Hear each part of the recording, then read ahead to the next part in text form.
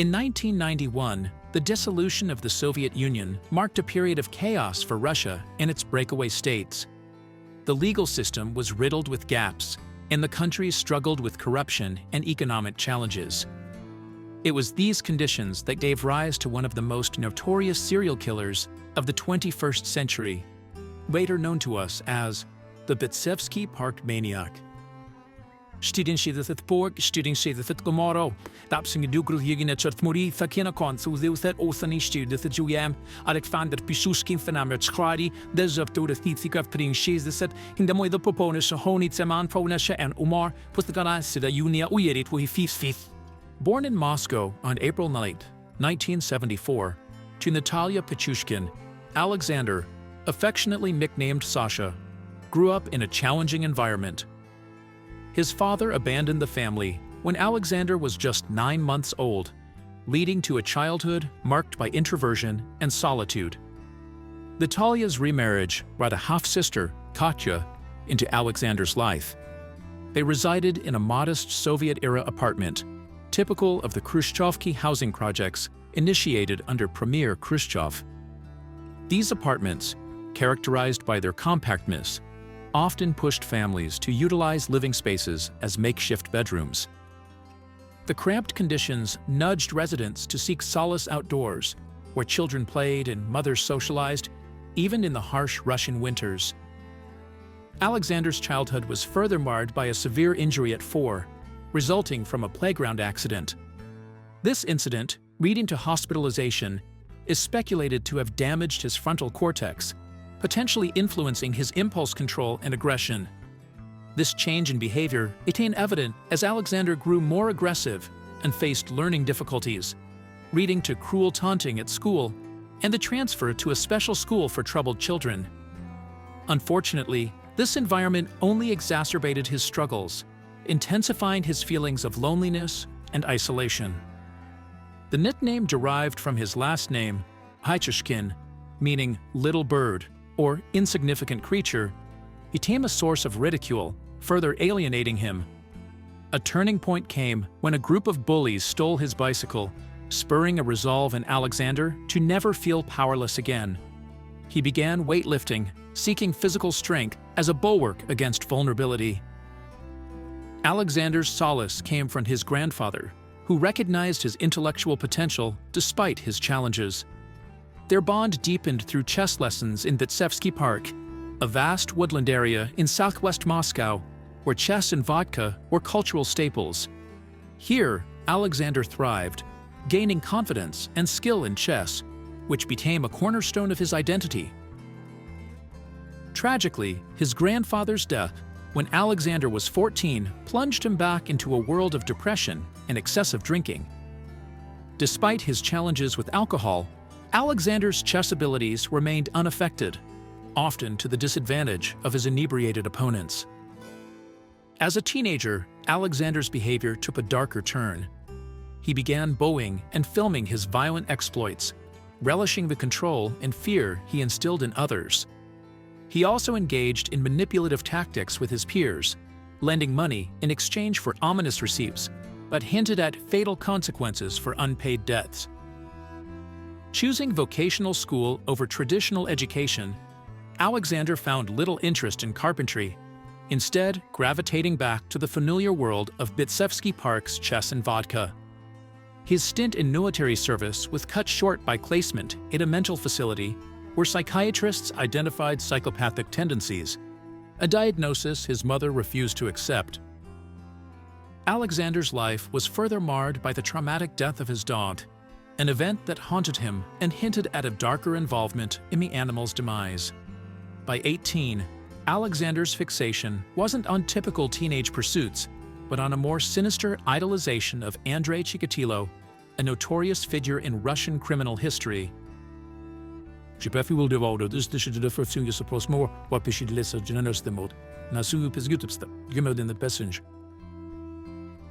the shadow of the notorious Rostov Ripper, Andrei Chikatilo, the most infamous serial killer of the Soviet Union, a disturbing fascination took root in the mind of Alexander Pichushkin.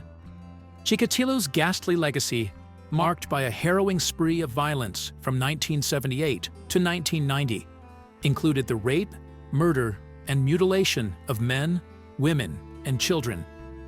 His heinous acts, sometimes escalating to cannibalism, culminated in a staggering toll of 53 lives.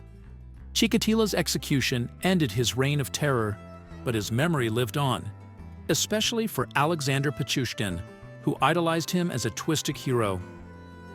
In 1992, Alexander Pichushkin and his school friend, Mikhail Odichuk, both ardent followers of Chikatilo's grim legacy, found themselves immersed in dark conversations.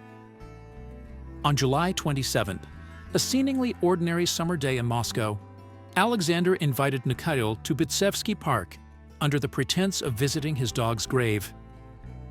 As they meandered through the woodlands, their chatter, fueled by vodka, sinisterly veered towards the fantasy of committing murder, pondering the methods and mindset of their idol, Chikatilo. However, the tone shifted alarmingly when Alexander proposed they turn their macabre musings into reality. Mikhail, shocked and disapproving, soon realized the gravity of the situation as Alexander, in a fit of rage, brandished a hammer. In a chilling turn of events, Alexander brutally murdered Mikhail with 21 blows to the head, then callously disposed of his friend's body in the park's sewer system, a vast network with treacherously strong water currents. In the afternoon, as Mikhail's parents reported him missing, Alexander feigned distress during police questioning, successfully diverting suspicion. This initial escape from justice emboldened him, as he chillingly reflected on his first murder with a twisted fondness. The 1990s in Russia presented a chaotic landscape, with the country reeling from the Soviet Union's collapse. The police force, caught in the tumult of transitioning ideologies and rampant corruption, struggled to maintain order. This disarray provided a sinister advantage to someone like Alexander, who meticulously planned his crimes under the radar. After this first heinous act, Alexander retreated into a life of monotony. From the age of 20 to 29, he lived a reclusive existence with his mother, working unassumingly as a shelf stacker in a supermarket. Unbeknownst to those around him, the seeds of his dark obsession continued to fester, setting the stage for a narrative fraught with near misses and escalating horrors in a country still grappling with its identity and the frailties of its justice system. Alexander Pichushkin, a man who found sinister inspiration in Dale Carnegie's How to Win Friends and Influence People, harbored a chilling ability to engage strangers in conversation. Despite this, he led a solitary life, marked by fleeting relationships and the lack of genuine friendships. His fixation was not on building connections, but on studying the macabre achievements of Andrei Chikatilo, the infamous Rostov Ripper. Alexander saw in Chikatilo not just an idol, but a benchmark to surpass in his own grim aspirations. Theories abound as to why Alexander waited nearly a decade after his first murder to kill again. Perhaps, in his twisted mind, he was aligning his timeline with that of Chikatilo, who committed his first murder at 32. It was as if Alexander was engaged in a perverse chess match, plotting each move with cold calculation, aiming to outdo his idol. Alexander's descent into serial killing began in earnest in May 2001. His second victim, Yevgeny Pronin, fell prey to his deceit in Bitsevsky Park. Lured with the offer of vodka and a visit to his dog's grave, Yevgeny unsuspectingly followed Alexander into the woods. There, Alexander brutally murdered him with a hammer, throwing his body into a sewage hole. This act reignited Alexander's thirst for killing, setting him on a path to outdo Chikatilo's body count. In 2001 alone, Alexander claimed 11 lives, including 6 in a single month. He used a repetitive ruse involving his dog's grave to lure victims, much like Chikatilo's tactic of drawing people into the woods.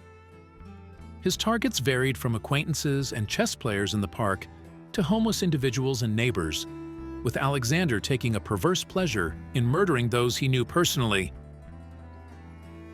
His anonymity in the Bitsevsky Park area worked to his advantage, allowing him to live among potential victims unnoticed. Despite his craving for recognition in his twisted competition with Chikatilo, Alexander's killings remained largely undetected.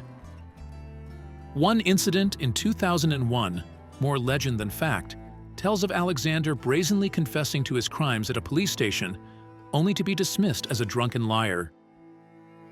In February 2002, Alexander's cruelty reached new heights when he preyed on Maria Viricheva, a pregnant, financially struggling woman he met at a metro station.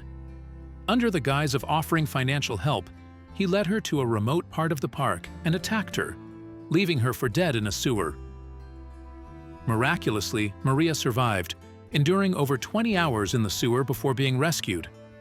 Despite her ordeal, her pleas for justice were disregarded by the police, further underscoring the ineffectiveness and corruption plaguing the force. Alexander's youngest victim, a homeless 9-year-old boy known as Mitka, was killed in 2002, thrown into the woods sewer system.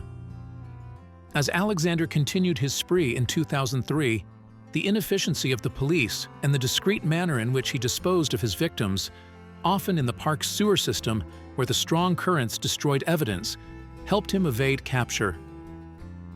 However, all the crimes committed by Alexander could not satisfy the demon within him. Alexander wanted to be famous. He wanted to be noticed and recognized like his idol. Later, when sharing with the police, he expressed that killing gave him a sense of dominance, but it was meaningless if it went unnoticed. Each murder needed to garner attention, and that way, he felt as if his achievements had been acknowledged. As 2005 neared its end, Alexander Pichushkin's murderous impulses grew more audacious and reckless. Abandoning his earlier method of concealing bodies in the sewers, he began leaving his victims exposed in the park, almost as if craving discovery. His weapon of choice shifted from a hammer to a vodka bottle, used to deliver lethal blows to the head. In October 2005, the discovery of 31-year-old Nikolai Warogiov's body, marked by the gruesome signature of a vodka bottle lodged in the skull, signaled a chilling escalation. This pattern repeated over subsequent weeks, culminating in November with the murder of Nikolai Zakharchenko, a 63-year-old ex-cop. Zakharchenko's death, owing to his law enforcement background, finally drew serious police attention to the string of murders in Bitsevsky Park. As the body count rose, Bitsevsky Park transformed from a recreational haven to a feared locale. The identity of the killer sparked rampant speculation. Some theorized a patient from a nearby psychiatric asylum was responsible, while others pondered the possibility of a female killer, given the predominantly male victims. In January 2006, Alexander's relentless spree continued unabated, claiming 7 more lives. Under mounting pressure, police intensified their efforts, patrolling the park and scrutinizing passers-by. Despite a couple of false arrests, including a man with a bullet pen and a transvestite with a hammer, the real Bitsevsky Park Maniac remained at large. Alexander relished the attention and the police's failure to capture him. He continued his routine of working at the supermarket, socializing in Bitsevsky Park, and committing murders. His life was a grotesque cycle of normalcy and brutality, often ending his days with a home-cooked meal from his mother. One of his near captures involved a 13-year-old boy who narrowly escaped death in the park. Despite the boy's attempts to alert the police, his appearance and the scent of alcohol on his breath led to his warnings being dismissed. Alexander, aware of the commotion he had caused, reveled in the police's ineptitude and the thrill of evading capture. By March 2006, Alexander's killing spree had become a media sensation, earning him the ominous title of the Bitsevsky Park Maniac. Police released a profile of the killer, but even when they stopped Alexander, he evaded suspicion, calmly presenting his ID and answering questions. Alexander's sister, Katya, and his mother, both fearful of the maniac, pleaded with him to stay indoors, oblivious to his true identity. Meanwhile, he reveled in the terror he had instilled in the city. The investigation took a pivotal turn with the murder of Larissa Kuligina, a supermarket checkout worker, followed by the death of Marina Moskalyova.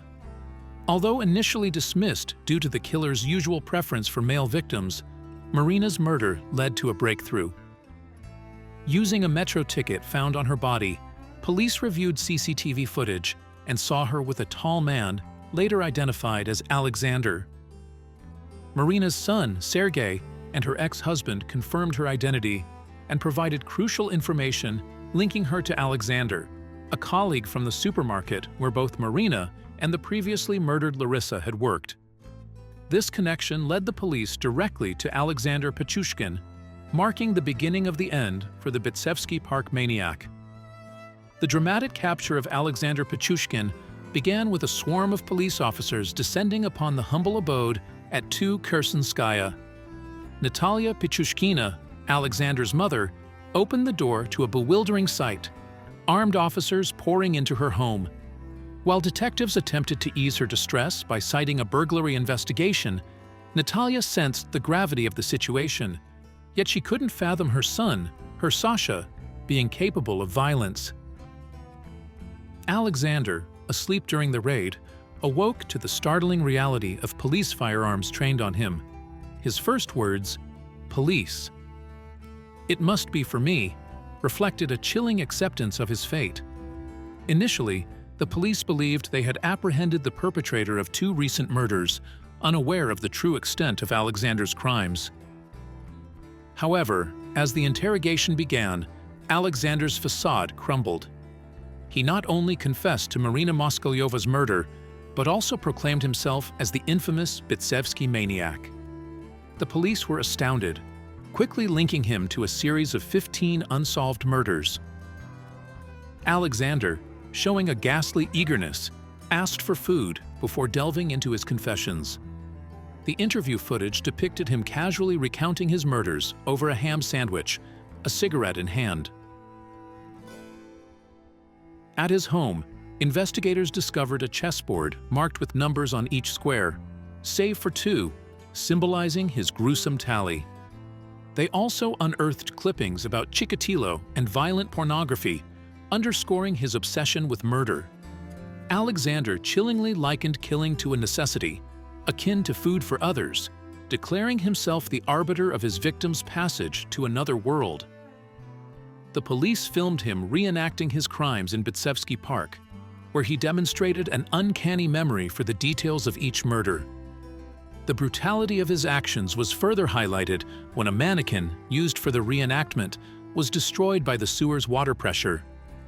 Psychologists speculated that Alexander's choice of elderly male victims stemmed from unresolved anger towards his deceased grandfather, the only person who believed in him. Alexander initially claimed a goal of 64 murders, 1 for each chessboard square, but later admitted he would have continued indefinitely.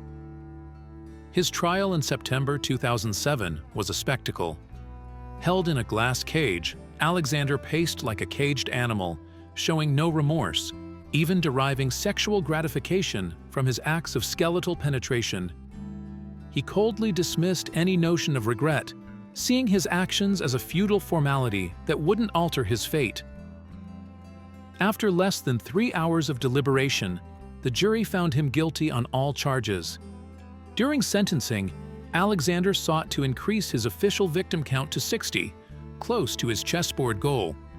However, the court rejected this, leaving him with 49 confirmed murders, short of Chikatilo's count. His final defeat in this twisted chess match was a life sentence in Siberia's Polar Owl prison, including 15 years in solitary confinement.